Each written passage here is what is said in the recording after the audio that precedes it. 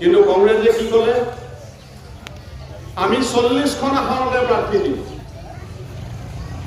BTC বিজেপিয়ে 30খন আসনত প্ৰাৰ্থী দিছে তেওঁলোকৰ দিল্লীতো চৰকাৰ দিছপুৰতো চৰকাৰ কিন্তু কংগ্ৰেছ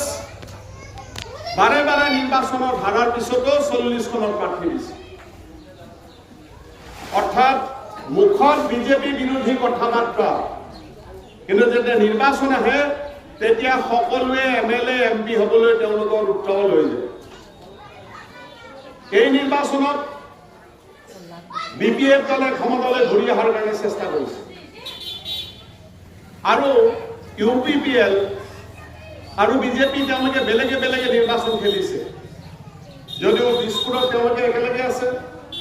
আৰু দিল্লীতো তেওঁলোকে একেলগে আছে আমি কৈছো যে এই নিৰ্বাচনৰ সময়ত মানুহে নিজৰ সমস্যাবিলাক আলোচনা কৰা দৰকাৰ কিন্তু আলোচনা কি হৈছে হিমন্ত বিশ্ব শৰ্মা আহিছে আহি কৈছে ড্ৰাইভাৰ কোন হ'ব তেল গাড়ীত তেল কোনে দিব এইবিলাক হৈছে বক্তৃতা এই বিটিসিত যে বেছিভাগ মানুহৰ মাটিৰ পট্টা নাই এই কথা হিমন্ত বিশ্ব শৰ্মাৰ মুখৰ মাত নাই বিপিএফৰ নেতা হাগ্ৰামা মহিলাৰীয়ে কি কৈছে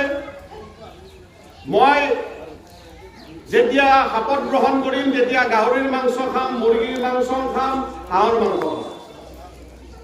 কিন্তু তুমি কি কৰিবা সাধাৰণ ৰাইজৰ কাৰণে কি কৰিবা সেই কথা তেওঁৰ নাই আৰু ইউপিপিএল একেই কথা কোনো নীতিৰ ভিত্তিত তেওঁলোকে কাম কৰা নাই গতিকে আমাৰ প্ৰশ্ন হ'ল সাধাৰণ মানুহৰ কথা বিটিসিৰ ভিতৰত আলোচনা হ'বনে নহয় কি আলোচনা মই আমাৰ প্ৰাৰ্থীৰ লগত মই কথা পাতিলো যে এই অঞ্চলৰ ফুৰিবাৰীৰ এই অঞ্চলবিলাকৰ যুৱকবিলাকে বাহিৰলৈ কাম কৰিবলৈ গৈছে নে নাই কৈছে বেছিভাগ যুৱক বহু গাঁৱৰ বেছিভাগ যুৱক এতিয়া বাহিৰত কাম কৰিবলৈ গৈছে কিয় নিজৰ ঘৰ এৰি নিজৰ মাক এৰি নিজৰ দেউতাক এৰি তেওঁলোকে বাহিৰলৈ কিয় গৈছে কৰবাত বিয়া কৰা যুৱক ঘৈণীয়েক ল'ৰা ছোৱালী এৰি বাহিৰত কাম কৰিব গৈছে কিয় গৈছে কাৰণ ইয়াত তেওঁলোকৰ কাম কৰি চলিব নোৱাৰা হৈছে হিমন্ত বিশ্ব শৰ্মাৰ শাসনত ইমানে উন্নয়ন হৈছে যে দলে দলে যুৱকে অসমৰ পৰা বাহিৰলৈ কাম কৰিবলৈ যাবলৈ বাধ্য হৈছে এয়াই তেওঁৰ উন্নয়নৰ অসম গতিকে আমি কি দেখা পাইছো গাঁওবিলাকত অলপ অলপ যাৰ মাটি আছে তেওঁলোকে খেতি কৰি এতিয়া চলিব নোৱাৰে গতিকে তেওঁলোকে বাহিৰত কাম কৰিবলৈ কামলা কৰিবলৈ হাজিৰা কৰিবলৈ যাবলৈ বাধ্য হৈছে আৰু অসমৰ ভিতৰতো যদি আছে তেনেহ'লে কোনোবা ৰং মিস্ত্ৰী হৈছে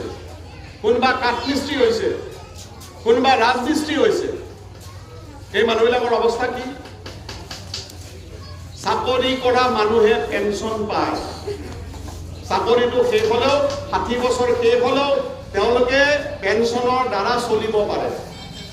কিন্তু ৰাজমিস্ত্ৰী এজন কাঠ মিস্ত্ৰী এজন তেওঁলোকৰ যেতিয়া বয়স হয় তেওঁলোকে কেনেকৈ চলিব তেওঁলোকৰ পৰিয়াল কেনেকৈ চলিব ৰিক্সাৱালা ঠেলাৱালা তেওঁলোকৰ ভৱিষ্যত কি এইবিলাক মানুহৰ ভোট নাপালে কিন্তু কোনো চৰকাৰ নিৰ্বাচিত নহয় যদি সাধাৰণ মানুহৰ ভোট নাপায় গৰীব মানুহৰ ভোট নাপায় তেনেহ'লে অসমত কোনো সমষ্টিত কোনো দলেই জয়লাভ কৰিব নোৱাৰে চাওক ৰাইজে কিহৰ কাৰণে এইবাৰ মুখ বা CPM-ক নিৰ্বাচিত কৰিব ইয়াৰ মূল কাৰণটো হৈছে ৰাইজে দেখিছে ৰাইজৰ অভিজ্ঞতা আছে যে দীৰ্ঘদিন ধৰি আমি ৰাজপথত আন্দোলন কৰি আছোঁ আৰু ৰাইজে নিজে স্বতঃস্ফূৰ্তভাৱে কৈ আছে যে ৰাজপথৰ আন্দোলন এতিয়া সদনৰ মজিয়াত ল'ব লাগে কাৰণ ৰাজপথত কিমান দিন আন্দোলন কৰি থাকিম সেই আন্দোলনখিনি যেতিয়ালৈকে স্বতঃস্ফূৰ্তে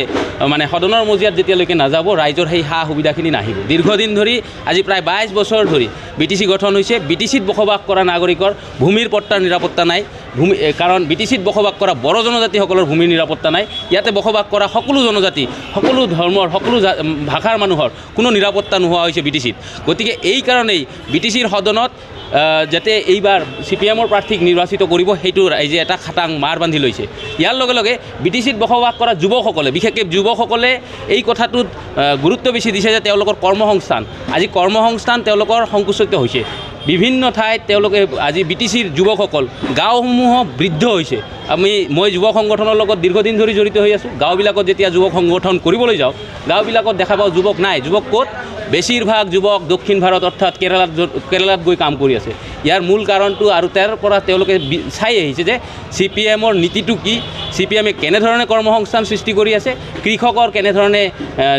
কাম কৰি আছে, কৃষকৰ হকে, মহিলাৰ হকে কেনেধৰণে কাম কৰি আছে, তেওঁলোকে কেৰালাৰ পৰা সেই বস্তুখিনি শিকি আহিছে, দেখি আহিছে। আৰু এইবাবেই হয়তো এইবাৰ বি টি চিত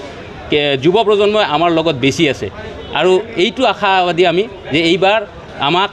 বি টি চিৰ সদনত ৰাজপথৰ আন্দোলনক সদনৰ মজিয়াত পঠিয়াব, এইটো আশা ৰাখিছোঁ।